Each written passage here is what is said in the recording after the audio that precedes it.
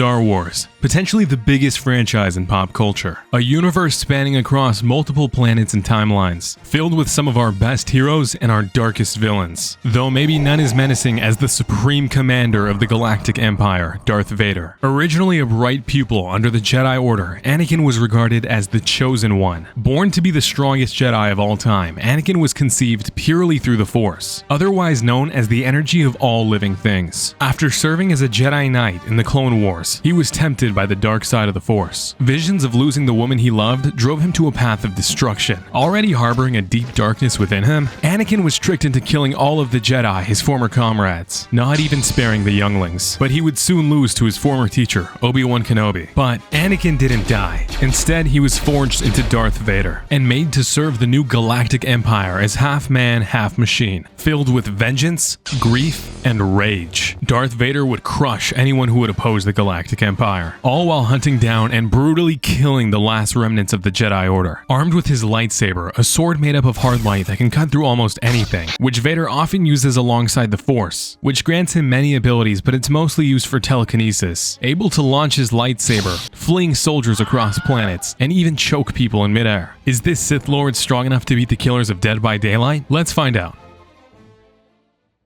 So starting off with the tiers, we have the Chosen Ones, and these are the ones that just outright beat Darth Vader. And then we have Duel of the Fates, where I think Vader still wins, but it's a really, really good fight. Then under that, there's Jedi level, where I think people are on par with the strength of a Jedi, but ultimately Vader slaughters Jedi in his free time, so it doesn't really matter. And then lastly, there's Fear and Dead Men, which, if you know, you know. So the Trapper's going to get automatically bodied, and this is going to be the case for a lot of Dead by Daylight's killers that don't have any supernatural or insane abilities. A lot of them are just fodder. The Wraith is also losing. He can go invisible, but Vader can use the Force to detect anyone around him, and other than that, Wraith really has nothing going on for him. Billy is also just fodder. He does have a chainsaw, which usually makes these debates pretty fun, but a chainsaw is doing nothing against a lightsaber. I mean, Vader is just slicing it in half and then just choking him to death. Next up is the Nurse, and I know she's the strongest within Dead by Daylight. I mean, yeah, she does have the ability to teleport back and forth and hurt people, but she kind of starts like suffocating in between her teleports. It does choke her and it does take a toll on her, and I can't see her suffering that and getting choked from Vader at the same time and living, so GG's. Then we have the Hag, who can make clones of herself, but it's not like they can attack or anything. She can just teleport back and forth between them, and he can just throw his lightsaber and it'll just cut everything down, real, fake, doesn't matter, she's dead. Then we have Michael, who, yes, he is immortal, but he's getting smoked. Even though some characters are technically immortal and Vader couldn't kill them for good, I am going to count them as Vader killing them because ultimately they're not going to do anything in retaliation. The Doctor's really interesting though, because I think he's actually Jedi level. As I mentioned before, Vader's suit makes him half man, half machine, and he's essentially a cyborg. This was deliberate though, because it was actually put in place by Emperor Palpatine, whose favorite ability was Force Lightning. He needed a way to keep Vader in check, so he made his suit super weak to the lightning. As we see in Dead by Daylight, Doctor can basically fire off lightning infinitely, so I do think he could pose a little bit of an annoyance for Vader, but ultimately he's going down, and probably more painfully than the others. The Huntress is dying. She's dead.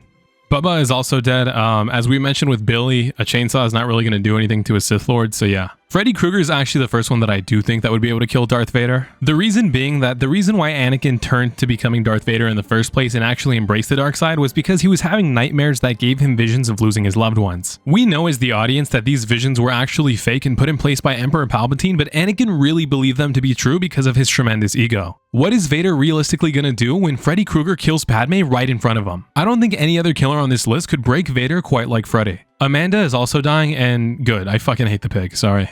The Clown, also just nothing. I don't even think that Clown's gas would work against Vader because he has the constant loud-ass respirator going 24/7, so I think he'd be okay. He's like a giant air purifier. The Spirit is another one that I do think would be able to kill Darth Vader. She can phase in and out of existence, and yeah, Vader does have experience with some Force Ghosts, but this is an entirely different level completely. She can bypass any form of durability that Vader has to offer, all while not being able to be touched herself. Fuck these kids, fuck them. The Plague is also doing nothing, and she's just gonna do nothing more disgustingly, I guess. Ghostface is just a normal guy, so obviously he's dying. Demogorgon would normally pose as a challenge for a lot of other killers, but against Vader, he's slain all kinds of aliens. This is really no big deal to him. Oni is also dying, but I would say he's Jedi level. He is a fearsome warrior and would be super destructive against anyone else, but I mean, Vader slays the Jedi in his free time, and even the Jedi I do think would be able to take on the Oni. Deathslinger is getting fucked in the ass with a lightsaber. Pyramid Head is another one that I think could beat Darth Vader. You guys always throw a fit in these videos when I explain Pyramid Head's lore, even though Silent Hill 2 is like a 20-year-old game, so I'll just limit it to this. Pyramid Head is like a executioner, but only really for the guilty. I mean, he's like a physical manifestation of guilt. So basically, the more guilt you have, the stronger he is against you. Without spoilers, James Sunderland, the protagonist of Silent Hill 2, can only really fight Pyramid Head once he starts to let go of that guilt, which Vader has had so many chances to do, but ultimately always ends up going back to the dark side. So Blight's kind of a weird one. I am going to put him in Duel of the Fates. Personally, I feel like Blight would get clapped, but if we're to take the Blighted skins into account, that does increase his power significantly. That would mean that the Blight was able to subdue the likes of, I don't know, Nemesis, Wesker, Unknown, so he's definitely more formidable than others may have thought. The twins also aren't safe. I mean, Anakin slays the younglings, Victor is just going to die. Again, the Trickster's just a normal person, so he's also fodder.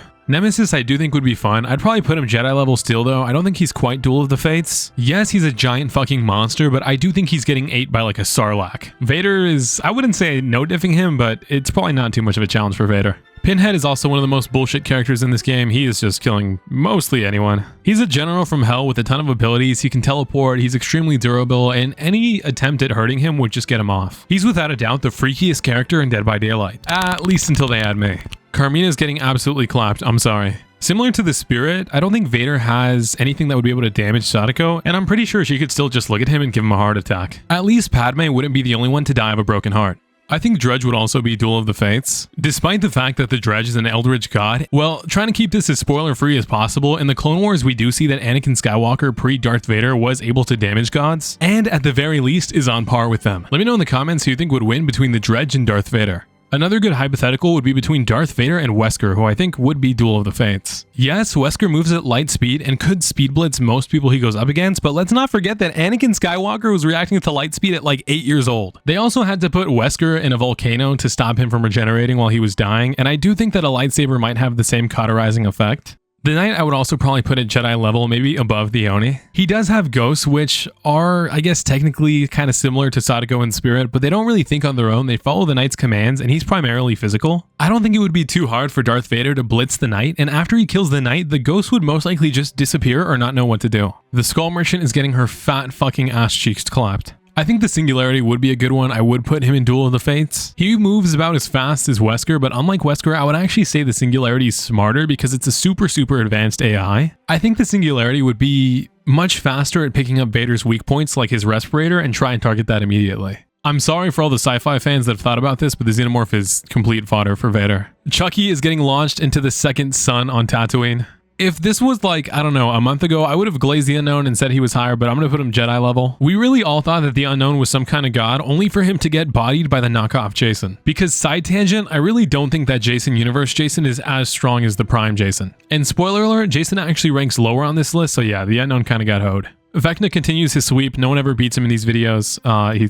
He's a chosen one. The Dark Lord versus a Sith Lord I think would easily be top of Duel of the Fates. Actually, I think this would probably be the most fun fight on this list, and I think there's tons of room to debate who wins this, so let me know who you guys think down in the comments. Maybe they wouldn't fight at all and just start crying about their dead lovers together, and then they'll become lovers. The Houndmaster is taking dark side back shots. Also, fun fact, because I really do try to squeeze this in wherever I can, the Houndmaster has the biggest boobs in all of Dead by Daylight. You're welcome. Kaneki's another one that moves really fast, but ultimately I don't think you can put Vader down, so I gotta put him high Jedi level. We can't discredit how fast the Jedi are. I mean, especially if you were to watch a fight like Yoda versus Count Dooku, they move pretty fast themselves. Just because they're both mangled pieces of flesh in mechanical suits does not mean that Springtrap stands a chance. The Krasue's getting sliced in half. This might upset some people, but I'm only gonna put Vecna in Duel of the Fates. I know I put Freddy Krueger in Chosen Ones because of his nightmare abilities, and Vecna's kind of the same. Vecna's kind of like a knockoff Freddy Krueger in the Stranger Things franchise. The difference between the two being that Freddy attacks in your dreams, and we've already seen the dreams to be super effective against Anakin, whereas I think an awake Anakin would be perceptive enough to notice that it's foul play at work. He's seen Jedi mind games before, and he knows what mental trickery looks like, and I think he'd easily be able to pinpoint Vecna's location and go and slaughter him. Also, I forgot to put Jason Voorhees on this list when I was recording it, but Jason is similar to Myers in the sense that he can't die, but he will just get killed repeatedly.